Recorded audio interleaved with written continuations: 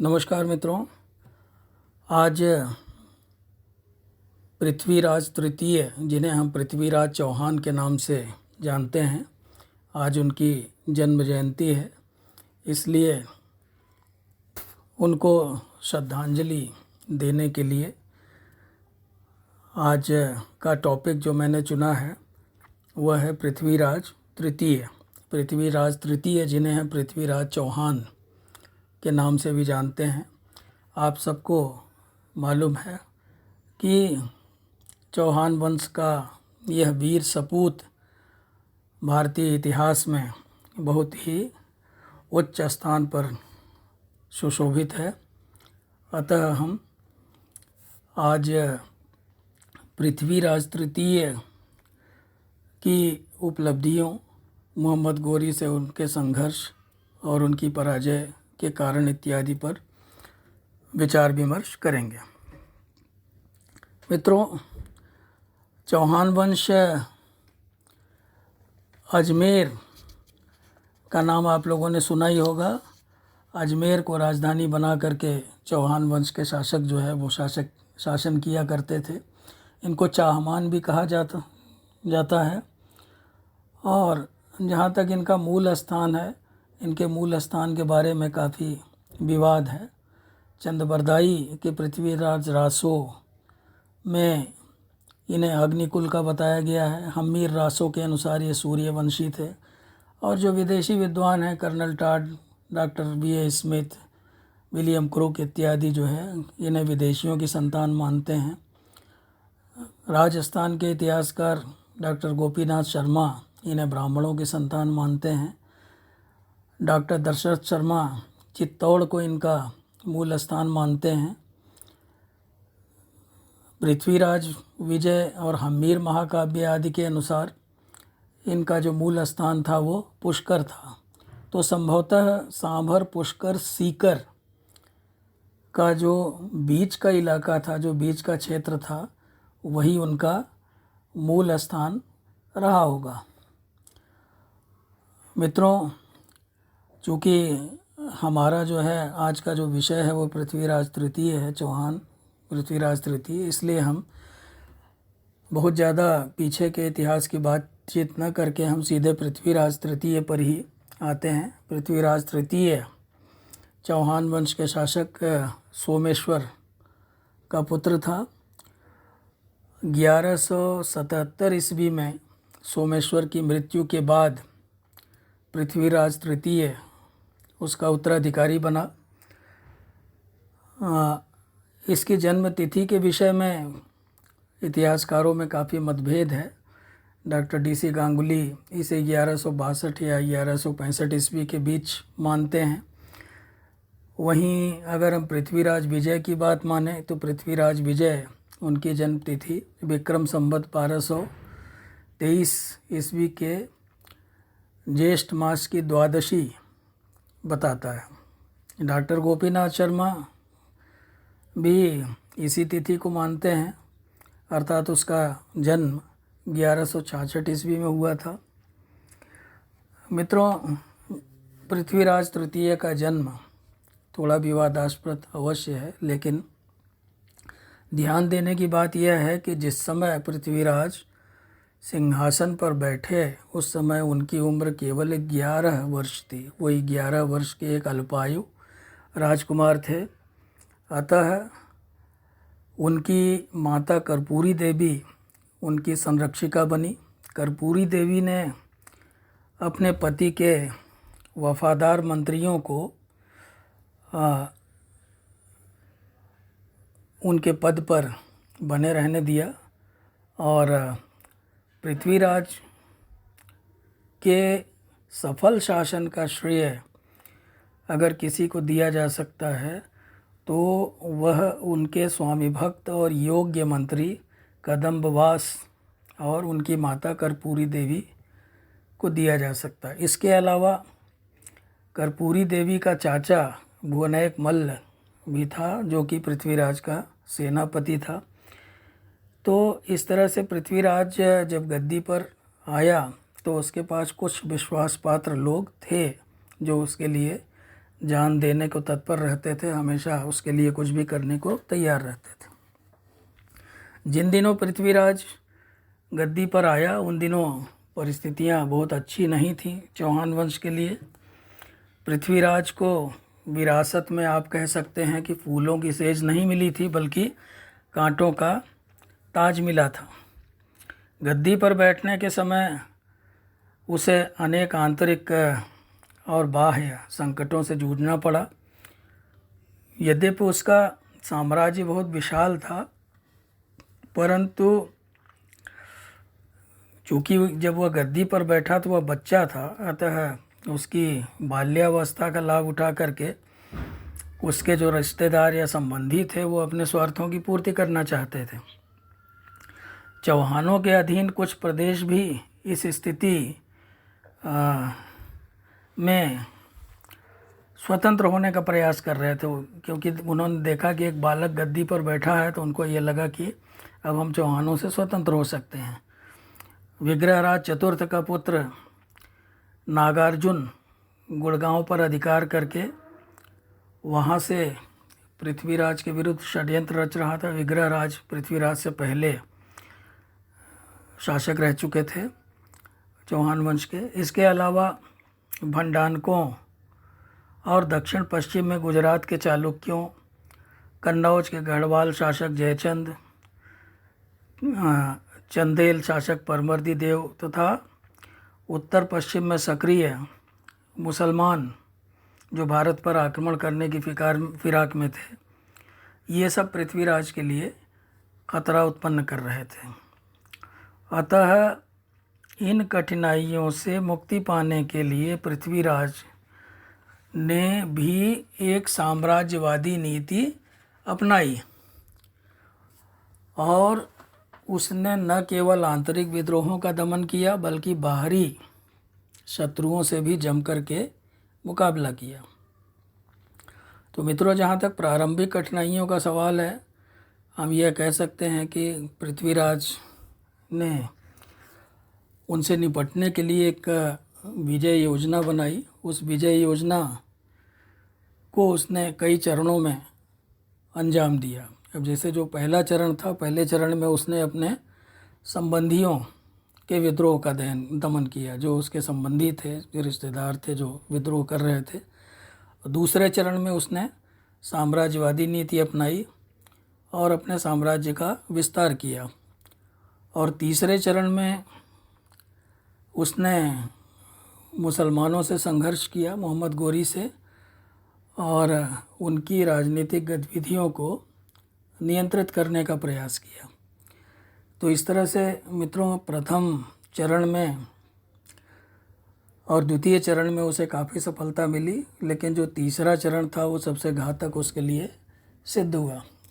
तो फिलहाल पहले हम उसके प्रारंभिक चरण की बात करते हैं। प्रारंभिक चरण में उसने अपने राज्यारोहण के बाद अपने ही परिवार के विग्रहराज चतुर्थ के पुत्र नागार्जुन की चुनौती का सामना किया। नागार्जुन ने गुड़गांव पर अधिकार कर लिया था और पृथ्वीराज को गद्दी से उतार करके वह स्वयं गद्दी पर बैठना चाहता था। उसका ये मानना था कि पृथ्वीराज गद्दी का वास्तविक उत्तराधिकारी नहीं है, वो अपने आप को गद्दी का वास्तविक उत्तराधिकारी मानता था। पृथ्वीराज के मंत्री कदम्बवास ने गुड़गांव पर भयंकर आक्रमण किया और नागार्जुन को वहाँ से खदेड़ दिया। नागार्जुन पराजित हुआ। उसकी माँ, पत्नी और बच्चे और साथ ही साथ उसके अनेक स्वामी भक्त सेवक, इन सबको बंदी बना लिया गया। नागार्जुन के अनेक साथियों को, जो कि पृथ्वीराज के लिए खतरा हो सकते थे आगे चल के, उनको मौत के घाट उतार दिया गया। और ये भी सुनने को मिलता है कि उसने जिन लोगों को मारा उनके सर काट करके दुर्ग की प्राचीरों पर टंगवा दिया, जिससे कि फिर कोई विद्रोह करने का साहस न करे उसके विरुद्ध। तो इस तरह से उसने नागार्जुन का दमन किया। फिर उसने भंडानकों की ओर ध्यान दिया। भंडानक जो एक जाति थी जो गुड़गांव और रेवाड़ी, जो आजकल का रेवाड़ी है और गुड़गांव, उसके आसपास के चौहान राज्य के उत्तरी भाग में बसी हुई थी। ये भिवानी, मथुरा, अलवर, भरतपुरा आदि क्षेत्रों तक फैले हुए थे। यह एक लड़ाकू और स्वतंत्रता प्रेमी समुदाय था और इनके विद्रोहों का सामना पृथ्वीराज के पूर्वजों को भी करना पड़ा था। ऐसा नहीं है कि केवल पृथ्वीराज ने ही इनका सामना किया, यानी कि जब इनको मौका मिलता था तो ये साम्राज्य में तूफान मचाते रहते थे। तो पृथ्वीराज के विरुद्ध भी ये भंडानक विद्रोह कर रहे थे। अतः अपने राज्य की उत्तरी सीमा को सुरक्षित रखने के लिए पृथ्वीराज ने नागार्जुन के विद्रोह को दबाने के तुरंत बाद 1182 ईस्वी में भंडानकों पर आक्रमण किया। यह आक्रमण बहुत भयंकर था। उनकी बस्तियां उजाड़ दी गई, नष्ट कर दी गई तथा हजारों की संख्या में उनका कत्ल कर दिया गया, उनको मार डाला गया। सैकड़ों लोग अपनी जान बचाने के लिए इधर उधर भाग गए, कुछ उत्तर प्रदेश की तरफ भाग गए, कुछ दूसरे प्रदेशों में भाग गए और जो बाकी बचे उन्होंने आत्मसमर्पण कर दिया। तो इस तरह से भंडानकों की समस्या से भी पृथ्वीराज को छुटकारा मिल गया। तो मित्रों, पृथ्वीराज का जो प्रथम चरण था, जैसा कि मैंने कहा, प्रथम चरण में उसने अपने संबंधियों के विद्रोह का दमन किया और भंडानकों के विद्रोह का दमन किया। अब दूसरे चरण में उसने अपने साम्राज्य के विस्तार का प्रयास किया और सबसे पहले उसने चंदेलों के ऊपर विजय करने की योजना बनाई। और तो सबसे पहले चंदेलों को ही पृथ्वीराज की विजय यात्रा का सामना करना पड़ा। चंदेलों की राजधानी महोबा थी, जो कि बहुत ही मशहूर हुआ करती थी। महोबा नगरी के ऊपर तमाम आपको लोकगीत भी बने हुए मिलते हैं। गढ़ महोबा के नाम से प्रसिद्ध थी वो, तथा उस पर परमर्दी देव नामक शासक उस समय शासन कर रहा था। पृथ्वीराज से उसकी कट्टर शत्रुता थी, चूँकि अब ये आसपास के राज्य थे, पड़ोसी राज्य थे। तो उन दिनों मध्यकाल में ये परंपरा थी कि एक दूसरे के सीमाओं पर ये लोग आक्रमण करते रहते थे, एक दूसरे के ऊपर अपना वर्चस्व स्थापित करने के लिए प्रायः इनमें शत्रुता रहती थी। तो ये कोई नई बात नहीं थी। परमर्दी देव की छवि अच्छी नहीं थी, उसकी छवि एक अत्याचारी शासक की थी। नतीजा ये हुआ कि उसके बहुत सारे सरदार, जिनमें आल्हा उदल जैसे प्रतापी वीर भाई भी सम्मिलित थे, ये सब जो है चंदेल राज्य को छोड़ करके दूसरे हिंदू राजाओं की शरण में चले गए थे। आल्हा उदल जो है वो कन्नौज चले गए थे, वहाँ पे उन्होंने शरण ली थी, लेकिन वो देशभक्त थे। अतः जब ऐसे लोगों की अनुपस्थिति का फ़ायदा उठा करके पृथ्वीराज तृतीय ने चंदेलों के ऊपर आक्रमण किया, तो चंदेलों की ओर से लड़ने के लिए आल्हा उदल पुनः कन्नौज से वापस आ गए और उन्होंने लड़ते लड़ते अपनी जान गंवाई। तो मित्रों, पृथ्वीराज की विजय हुई, परमर्दी देव ने आत्मसमर्पण कर दिया, उसके राज्य के कुछ हिस्से चौहान राजा को प्राप्त हुए। और लेकिन आगे चल कर के हम देखेंगे कि यह विजय जो है वो पृथ्वीराज के लिए बहुत उपयोगी सिद्ध नहीं हुई। पृथ्वीराज जब मुसलमानों से संघर्ष कर रहा था तो उसका साथ देने के लिए कोई नहीं आया, क्योंकि उसने अपने आस पड़ोस के शासकों को नाराज़ कर दिया था। अब हम गुजरात की बात करते हैं। गुजरात के साथ चौहानों का पुराना झगड़ा चलता रहता था। गुजरात और चालुक्यों के बीच में संघर्ष कोई नई बात नहीं थी, लंबे समय से इनके बीच में संघर्ष चला आ रहा था। लेकिन पृथ्वीराज के पिता सोमेश्वर के समय में दोनों के बीच में मित्रतापूर्ण संबंध बन गए थे और संघर्ष विराम हो चुका था। पृथ्वीराज के समय में दोनों के बीच में यह संघर्ष विराम समाप्त हो गया और फिर से संघर्ष प्रारंभ हो गया। पृथ्वीराज रासो की एक अतिरंजित कथा के अनुसार इस संघर्ष का कारण आबू के शासक सलख की पुत्री इक्षिनी थी, जिसके साथ पृथ्वीराज और गुजरात के भीमदेव दोनों ही विवाह करना चाहते थे। रासो में भीमदेव द्वारा सोमेश्वर की हत्या और पृथ्वीराज द्वारा भीमदेव की हत्या का वर्णन किया गया है, किंतु इतिहासकार इस कहानी को पूरी तरह से काल्पनिक मानते हैं। क्यों? क्योंकि भीमदेव के गद्दी पर बैठने के पहले ही सोमेश्वर की मृत्यु हो चुकी थी। इसके अलावा भीमदेव 1239 ईस्वी तक शासन करता रहा, जबकि पृथ्वीराज चौहान 1192 में तराइन के दूसरे युद्ध में गोरी के हाथों मारा जा चुका था। तो वास्तव में चौहानों और चालुक्यों के बीच संघर्ष का कारण इस तरह की कोई काल्पनिक कहानी को नहीं माना जा सकता है। दोनों के बीच में संघर्ष का कारण सीधी सी बात थी, विस्तारवादी नीति थी। गुजरात भी अपने राज्य का विस्तार करना चाहता था और इधर से अजमेर के शासक भी अपने राज्य का विस्तार करना चाहते थे, इसलिए दोनों के बीच में टकराव होता रहता था। तो दोनों राज्यों की सीमाएं एक दूसरे के नज़दीक आ गई थी। अतः 1184 ईस्वी में दोनों के बीच में युद्ध प्रारंभ हुआ, लेकिन 1187 ईस्वी में दोनों में फिर से मित्रता हो गई। तो इस प्रकार से इस युद्ध का अंत हो गया। अब मित्रों, हम उस कहानी की तरफ आते हैं, उस कथा की तरफ आते हैं जिसको बहुत बढ़ा चढ़ा करके विभिन्न इतिहासकारों ने बताया है, लेकिन उस कहानी की सत्यता की जांच हम करेंगे। मैं बात कर रहा हूँ कन्नौज के गढ़वाल शासक जयचंद्र और पृथ्वीराज तृतीय के संघर्ष की। कन्नौज के जयचंद्र के साथ भी पृथ्वीराज के संबंध अच्छे नहीं थे। पृथ्वीराज और जयचंद्र के बीच बहुत पुरानी शत्रुता थी। परंपराओं के अनुसार पृथ्वीराज और जयचंद्र के बीच युद्ध हुआ था, किंतु इस युद्ध के समय इस युद्ध के जो कारण थे उन कारणों के बारे में कुछ बता पाना बड़ा मुश्किल है। इस विषय में ऐतिहासिक साक्ष्यों का अभाव है। ये भी कहा जाता है कि दोनों मौसेरे भाई थे।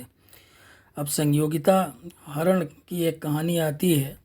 जनश्रुतियों और पृथ्वीराज रासो में दी गई एक कथा के अनुसार जयचंद्र और पृथ्वीराज के बीच शत्रुता का कारण पृथ्वीराज द्वारा संयोगिता का अपहरण कर लेना था। पृथ्वीराज रासो के अनुसार गढ़वाल नरेश जयचंद्र की पुत्री संयोगिता पृथ्वीराज की वीरता से बहुत ज़्यादा प्रभावित थी। उसकी वीर गाथाएँ वो सुनती रहती थी और मन ही मन उससे प्रेम करने लगी थी और वह चाहती थी कि किसी तरह पृथ्वीराज से उसका विवाह हो जाए, यानी कि दूसरे शब्दों में वह पृथ्वीराज से विवाह का स्वप्न देखने लगी थी। जयचंद्र को यह बात बिल्कुल पसंद नहीं थी, इसलिए उसने संयोगिता के लिए स्वयंवर का आयोजन किया और पृथ्वीराज को छोड़कर सभी प्रमुख राजाओं को उसने निमंत्रण दिया। कहा जाता है कि पृथ्वीराज को अपमानित करने के लिए उसने स्वयंवर स्थल के बाहर पृथ्वीराज की एक मूर्ति रखवा दी और वो मूर्ति ऐसी मूर्ति बनवाई गई जैसे कोई द्वारपाल खड़ा हो, यानी कि द्वारपाल की मुद्रा में एक मूर्ति बनवा करके वहाँ रखवा दिया। तो पृथ्वीराज भी संयोगिता पर आसक्त था, ऐसा कहा जाता है इस कहानी में।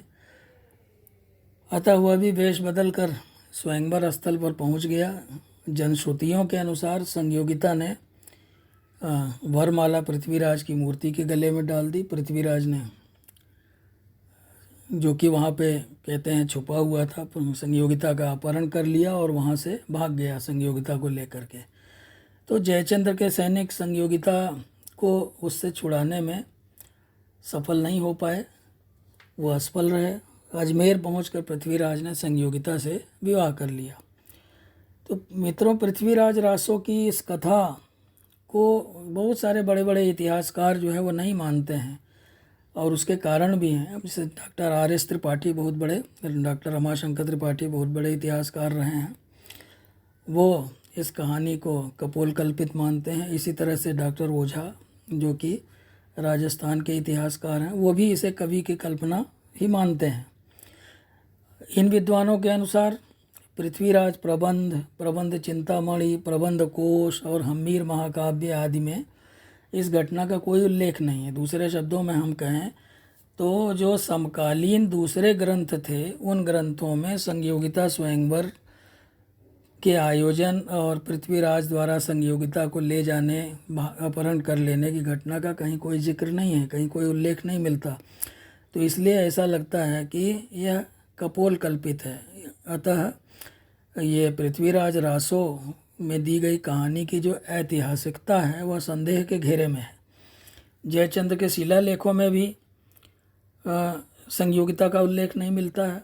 अतः यह घटना आगे चल करके किसी ने जोड़ दी हो सकता है, ऐसा भी हो सकता है। और इसके विपरीत कुछ इतिहासकार ऐसे भी हैं जो राजस्थान के ही हैं, जैसे डॉक्टर दशरथ शर्मा, जिन्होंने चौहान वंश के ऊपर पुस्तक लिखी, गोपीनाथ शर्मा हैं। इन लोगों का ये मानना है कि संयोगिता के अपहरण की घटना को झुठलाया नहीं जा सकता। इनका ये कहना है कि ये घटना ऐतिहासिक और सत्य है, क्योंकि इनका कहना है कि जनता की स्मृति भी कुछ होती है, लोगों की स्मृति भी कुछ होती है, और जो किंवदंती के परंपरा से, स्मृति परंपरा से जो इतिहास आगे आ रहा है उसको स्वीकार करना चाहिए, उसको मानना चाहिए। इनका कहना है कि स्वयंवर की प्रथा कोई नई बात नहीं थी और यह उस समय प्रचलित थी। और वो कहते हैं कि स्वयं चौहान इतिहासकार चंद्रशेखर ने भी अपनी रचना सुरजन चरित्र में संयोगिता प्रकरण का उल्लेख किया है। अबुल फजल का भी उदाहरण देते हैं कुछ इतिहासकार, जो कि इस घटना से परिचित था। अतः संयोगिता की घटना एक ऐतिहासिक सत्य है, ऐसा इन लोगों का मानना है। तो मित्रों, ऐसी विवादास्पद स्थिति में किसी सही निष्कर्ष पर पहुंचना, किसी सही निर्णय पर पहुंचना अत्यंत कठिन है। पृथ्वीराज रासो जैसे महाकाव्यों की ऐतिहासिकता संदेह से परे नहीं है, इस बात को हमें मानना चाहिए, इस बात को, क्योंकि ये चारणों द्वारा लिखे गए काव्य थे, और चारणों द्वारा लिखे गए जो काव्य होते हैं वो अपने शासक की प्रशंसा में लिखे जाते हैं, और वो अपने प्रशंसा में इतने आगे बढ़ जाते हैं कि वो बहुत कुछ लिख देते हैं। इसी तरह से पृथ्वीराज रासो में तो पृथ्वीराज की मृत्यु के बारे में भी एक कपोल कल्पित कहानी दी गई है। तो इसलिए इसकी ऐतिहासिकता संदेह से परे नहीं है। किंतु संयोगिता के अपहरण की घटना ही पृथ्वीराज और जयचंद्र के बीच शत्रुता का कारण नहीं थी। इसके और भी कारण थे, जैसे मैंने आपको पहले बताया कि इनकी शत्रुता पुरानी थी। जयचंद्र बहुत दिनों से दिल्ली पर अधिकार करना चाहता था, क्योंकि पृथ्वीराज ने इसकी दाल नहीं गलने दी थी, और इसके अलावा पृथ्वीराज की प्रारंभिक सफलताओं से गढ़वाल शासक जयचंद्र के मन में भी एक भय उत्पन्न हो गया था, और ईर्ष्या भी उत्पन्न हो गई थी। उसे डर था कि कहीं अपनी महत्वाकांक्षा की पूर्ति के लिए पृथ्वीराज कहीं गढ़वाल राज्य पर आक्रमण न कर दे, कहीं कन्नौज पे अपना अधिकार करने का प्रयास न करे। तो इसलिए इसे दोनों के बीच संघर्ष का कारण माना जा सकता है। और तो दोनों के बीच में इस बात को लेकर के संघर्ष हुआ था, लेकिन अब दोनों के बीच में प्रत्यक्ष संघर्ष का हमें कोई साक्ष्य नहीं मिलता है। पृथ्वीराज ने उसके ऊपर कब आक्रमण किया, कब नहीं किया। एक आरोप यह भी लगाया जाता है जयचंद्र के ऊपर कि उसी ने मोहम्मद गोरी को पृथ्वीराज पर आक्रमण करने के लिए आमंत्रित किया था। मित्रों, इस बात को भी प्रमाणित करने के लिए हमारे पास कोई साक्ष्य नहीं है। अतः जयचंद्र ने पृथ्वीराज को आमंत्रित किया था, यह भी जो है ऐतिहासिक बात नहीं कही जा सकती, इसकी भी ऐतिहासिकता संदेह से परे नहीं है।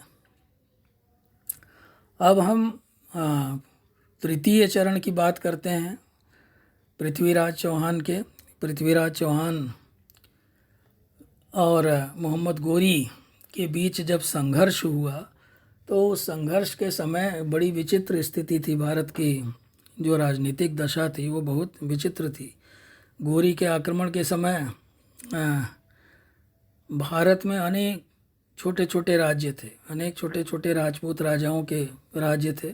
उत्तर भारत में कोई ऐसी शक्ति नहीं थी जो कि विभिन्न राजपूत राजाओं को आपस में जोड़ के रख सकती हो और आसन्न खतरे को भांपते हुए एक यूनाइटेड फ्रंट या एक संयुक्त मोर्चे का निर्माण कर सकती। तो ऐसा कोई राज्य दिखाई नहीं दिया।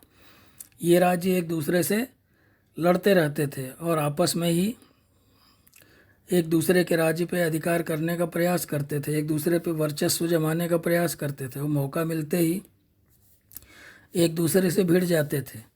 अतः भारत की राजनीति स्वयं ही किसी विदेशी आक्रमणकारी को आक्रमण करने का निमंत्रण दे रही थी। स्थिति जो थी, भारत की जो राजनीतिक स्थिति थी, वो विदेशी आक्रमणकारियों के एकदम अनुकूल थी और गोरी ने इसका फ़ायदा उठाया। दूसरी बात ये भी थी कि भारत की जो आर्थिक समृद्धि थी वह भी विदेशी आक्रमणकारियों को सदैव से ही आकर्षित करती रही है। मोहम्मद गोरी के पहले आप जानते हैं महमूद गजनवी ने भारत के ऊपर अनेक आक्रमण किए, 17-18 आक्रमण किए उसने, और उसने जो है 999 ईस्वी से लेके 1025 ईस्वी तक भारत पे कितनी बार छापे मारे और अकूत धन संपत्ति यहाँ से लूट करके ले गया था। तो ऐसी स्थिति में मोहम्मद गोरी भी भारत की संपत्ति से, भारत की आर्थिक संपन्नता से आकर्षित हुआ था और वो भी गजनवी की भांति भारत का धन लूट करके अपने राज्य में ले जाना चाहता था।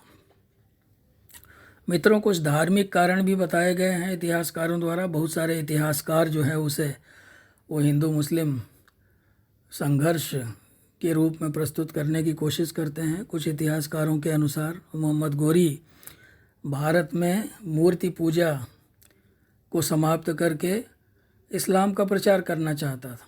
दूसरी ओर पृथ्वीराज अपने समय में वह हिंदू धर्म का कट्टर अनुयायी था, अपने आप को हिंदू धर्म का कट्टर अनुयायी मानता था और वह विधर्मियों को देश से मुक्त कराना चाहता था। इस तरह की बात कुछ इतिहासकारों ने कही है। डॉक्टर दशरथ शर्मा ने अपनी पुस्तक प्रारंभिक चौहान राजवंश में लिखा है कि पृथ्वीराज मुसलमानों के विनाश को अपने जीवन का विशेष लक्ष्य बनाना चाहता था। अतः दो विरोधी विचारधाराओं में संघर्ष होना स्वाभाविक था। तो इस तरह से यह एक ऐसा कारण है दोनों के संघर्ष के बीच का जो कि विवादास्पद है। आमतौर पे उन दिनों का जो चलन था वो यही था कि कोई भी कमज़ोर के ऊपर जो है वो आक्रमण करने का मौका नहीं चूकता था। अगर कहीं अनुकूल परिस्थितियां होती थी तो कोई भी आक्रमणकारी कहीं भी आक्रमण कर देता था। गौर की राजनीति को हम उपेक्षित नहीं कर सकते। मोहम्मद गोरी गौर से आया था इसलिए उसको गोरी कहते थे। तो इस्लामी राज्य में सदैव यह देखने को मिलता है कि जो शक्तिशाली व्यक्ति है वो राज्य को हड़प लिया करते थे। अतः गोरी को हमेशा यह डर लगा रहता था कि उसकी अनुपस्थिति में कहीं कोई उसके राज्य को हड़प न ले, कहीं कोई उसका सेनापति ही जो है उसके राज्य को न हड़प ले। तो उसके सामने गजनी का इतिहास बिल्कुल स्पष्ट था, जहाँ कि पिछले 70 सालों में गजनी में 8 शासक बदल चुके थे। तो इसलिए भारत उसके लिए एक सुरक्षित स्थान था जहाँ पे वो मुस्लिम राज्य की स्थापना करना चाहता था और चाहता था कि मुस्लिम राज्य की स्थापना करके वहाँ पर वो सुरक्षित हो जाए, क्योंकि गजनी कब में कब विद्रोह हो जाए, गौर कब हाथ से निकल जाए, कुछ कहा नहीं जा सकता। और राजपूतों और मुसलमानों में पुरानी शत्रुता थी। इतिहासकार ओझा इस ओर हमारा ध्यान आकर्षित करते हैं। गौरीशंकर ओझा ये अपनी पुस्तक राजपूताने के इतिहास में इन्होंने इसका विस्तार से वर्णन किया है। उनके अनुसार लाहौर के गजनबी वंश के मुसलमान शासक लूट मार के लिए राजपूताना पर चढ़ाई किया करते थे, तो राजपूत शासक भी अपने राज्य की रक्षा के लिए मुसलमानों को भारत से निकालने का प्रयत्न किया करते थे। अतः दोनों के बीच पुरानी शत्रुता बिना किसी निर्णयात्मक युद्ध के नहीं समाप्त हो सकती थी। जब तक कोई निर्णयात्मक युद्ध न हो तब तक यह शत्रुता चलती रहती। और जैसा कि मैंने अभी पहले बताया, कुछ इतिहासकार जयचंद्र को दोषी मानते हैं। वो कहते हैं कि उन्होंने, जयचंद्र ने जो है वो दिल्ली का शासक बनने की चाह में पृथ्वीराज को पराजित करने के लिए मोहम्मद गोरी को आमंत्रित किया।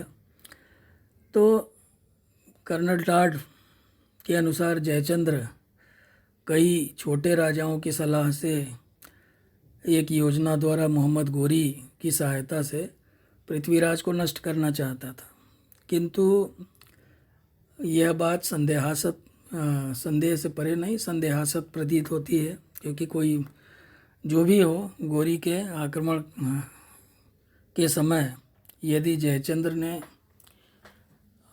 पृथ्वीराज का साथ दिया होता तो दोनों मिल करके निश्चित रूप से मोहम्मद गोरी को पराजित कर सकते थे, लेकिन ऐसा हुआ नहीं। तो संभवतः इसी कारण से कुछ इतिहासकारों ने जयचंद्र को दोषी ठहरा दिया है। तो मित्रों, पृथ्वीराज और मोहम्मद गोरी के बीच जो पहला बड़ा संघर्ष हुआ वो 1191 ईस्वी में हुआ, जिसे तराइन का प्रथम युद्ध कहा जाता है, क्योंकि ये तराइन के मैदान में हुआ था।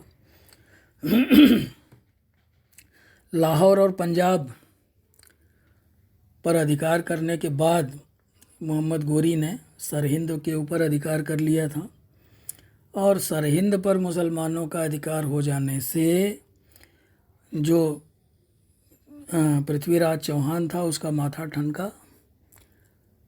उसे ये लगा कि अब इनका जो अगला निशाना इनका दिल्ली ही होगा और अजमेर होगा। अतः उसने सरहिंद को मुक्त कराने के लिए दिल्ली के सामंत गोविंद राज को लेकर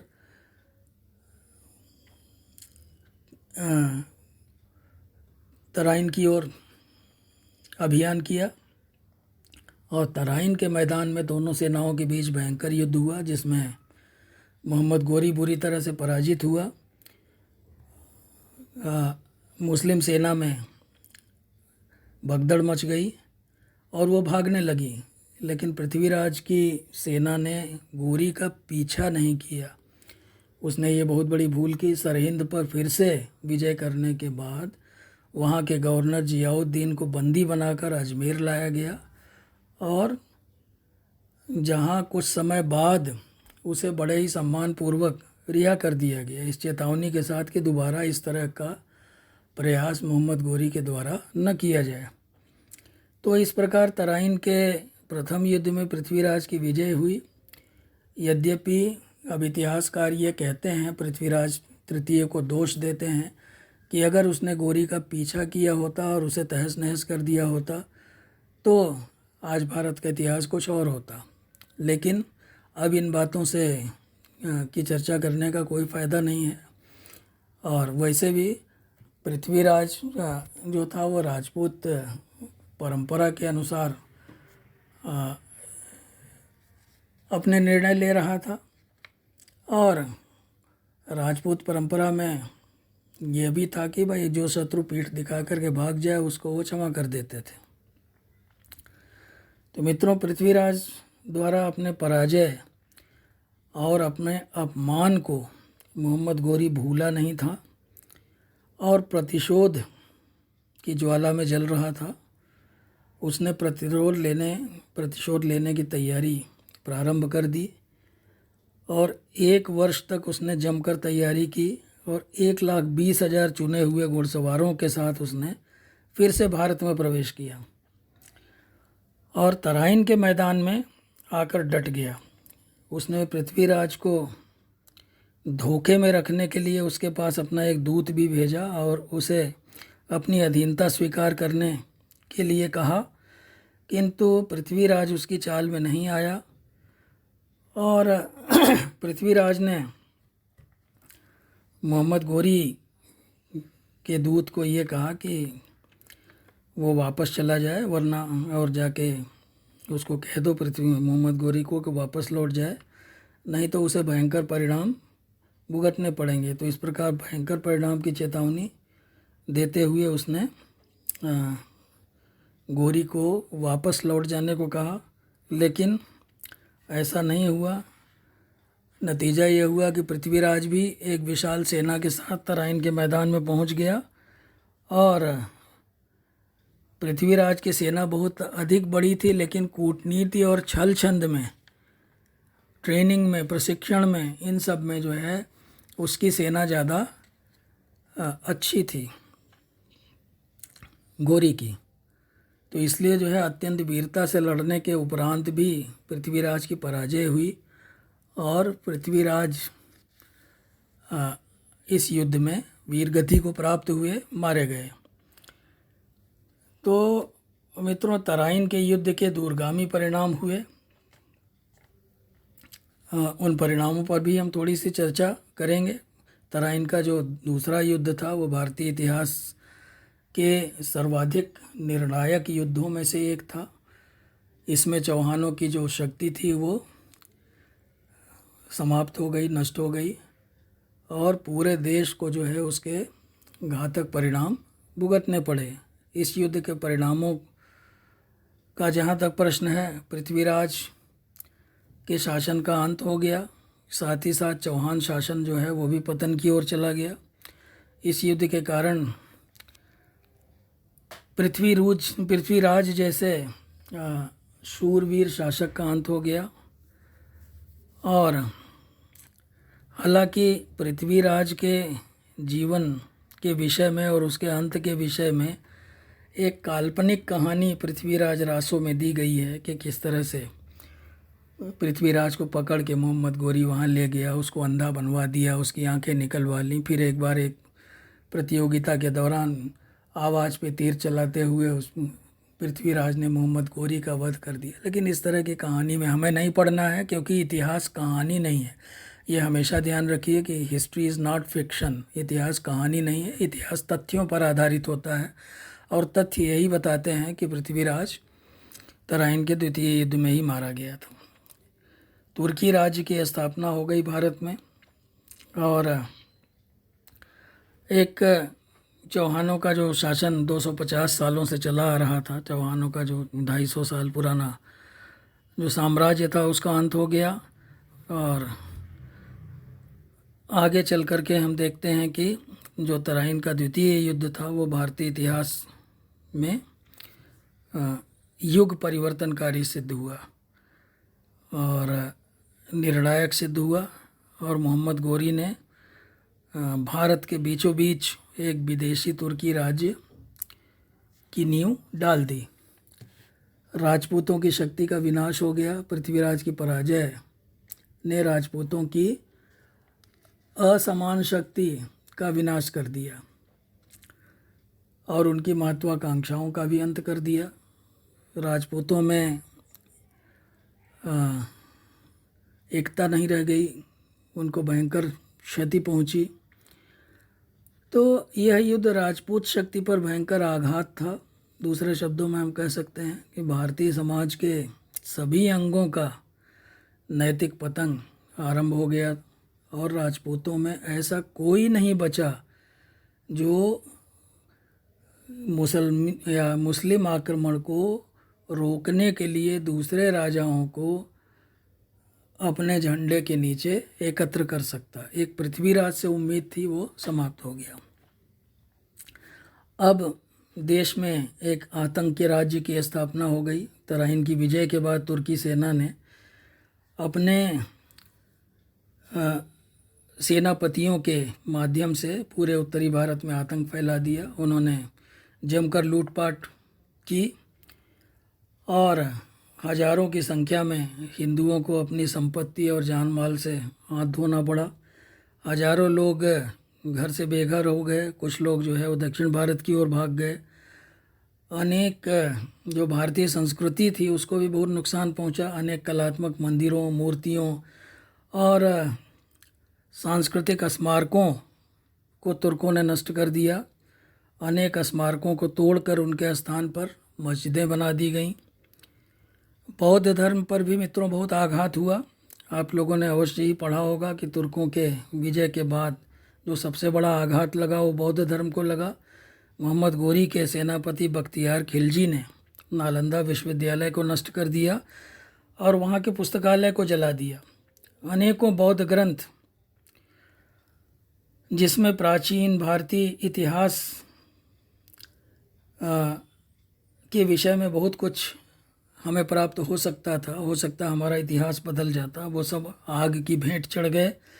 सारनाथ के महान बौद्ध शिक्षा विहार को नष्ट कर दिया गया और अनेकों भिक्षुओं को कत्ल कर दिया गया। जो बच गए वो तिब्बत, नेपाल या दक्षिण भारत की ओर पलायन कर गए। तो बौद्ध धर्म उत्तर भारत का एक अत्यंत विकसित और संगठित धर्म था, किंतु 1200 ईस्वी के बाद भारत में बौद्ध धर्म के चिन्ह जो है वो अत्यंत ही धुंधले दिखाई पड़ते हैं। अतः पृथ्वीराज की पराजय ने भारत में बौद्ध धर्म का काफ़ी विनाश किया, उनको काफ़ी नुकसान पहुंचाया। तो पृथ्वीराज पराजित अवश्य हो गया, परंतु मित्रों पृथ्वीराज के गौरव को, पृथ्वीराज के गरिमा को हम कम नहीं कर सकते।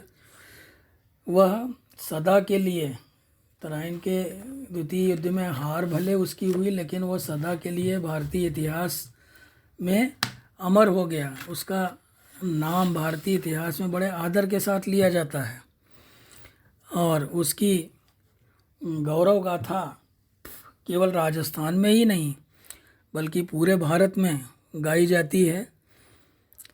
और उसके अंदर बहुत सारे गुण थे। वो केवल एक अच्छा सैनिक और साहसी सैनिक ही नहीं था, बल्कि वीर, सुंदर और साहसी होने के साथ साथ वो विद्वानों और कलाकारों को आश्रय प्रदान करने वाला भी था। अब जैसे मैंने बार बार अभी पृथ्वीराज विजय का जिक्र किया, पृथ्वीराज विजय और पृथ्वीराज रासों का जिक्र किया, तो पृथ्वीराज विजय का रचयिता जयानक, पृथ्वीराज रासों का लेखक चंद्रबरदाई, बागेश्वर, जनार्दन, आशाधर, पृथ्वी भट्ट जैसे अनेक विद्वान और साहित्यकार उसके राज्यसभा की शोभा बढ़ाते थे। और वह स्वयं बहुत रसिक व्यक्ति था, कला और साहित्य में रुचि लेने वाला व्यक्ति था। तो कुल मिलाकर के हम ये कह सकते हैं कि उसने बहुत प्रयास किया कि वो एक बड़ा राज्य बना सके, लेकिन थोड़ा सा उसमें कमियां भी थी।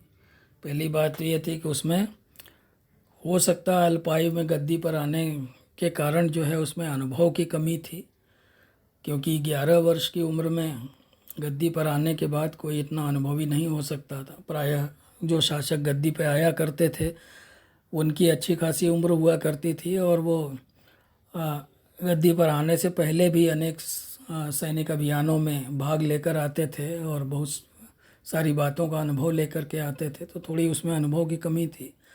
साथ ही साथ प्रारंभ में उसे जो विजय मिली उससे थोड़ा अहंकार भी उसके अंदर आया। उसके अंदर थोड़ी कूटनीतिक क्षमता और सूझबूझ की भी कमी थी, हम कह सकते हैं। अब जैसे उसको ये चाहिए था कि वो अपने जो पड़ोसी राज्य थे, वो चाहे गढ़वाल हो, चाहे चंदेल हो, चाहे गुजरात हो, चाहे जो कोई भी हो, तो इन सब के साथ उसको अपने मित्रतापूर्ण संबंध बनाकर रखने चाहिए थे, जिससे कि समय आने पर वो उसका साथ देते। तो गोरी कोई बहुत महत्वपूर्ण शासक नहीं था जिसका मुकाबला वो नहीं कर सकता था। एक बार उसने उसको हराया था, लेकिन जब दोबारा वो उससे लड़ा तो किसी ने उसका साथ नहीं दिया।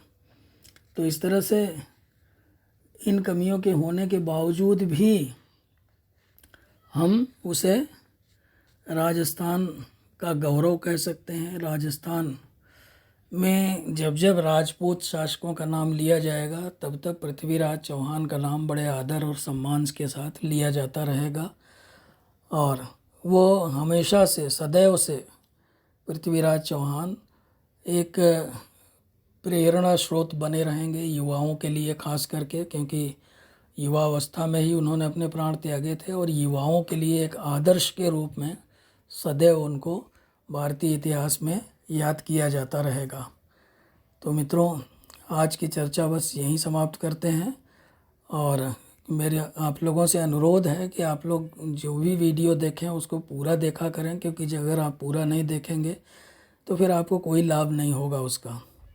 और अंत में एक बार फिर मैं आपसे अपनी अपील दोहराता हूँ कि अगर आपको लेक्चर पसंद आए तो आप उस पर कमेंट अवश्य करें, और अगर आप किसी दूसरे विषय पर लेक्चर चाहते हैं तो वो भी आप हमें बताइए, मैं उसके ऊपर लेक्चर तैयार करके डालने का प्रयास करूँगा। तो आप मेरे चैनल को लाइक कीजिए और सब्सक्राइब कीजिए।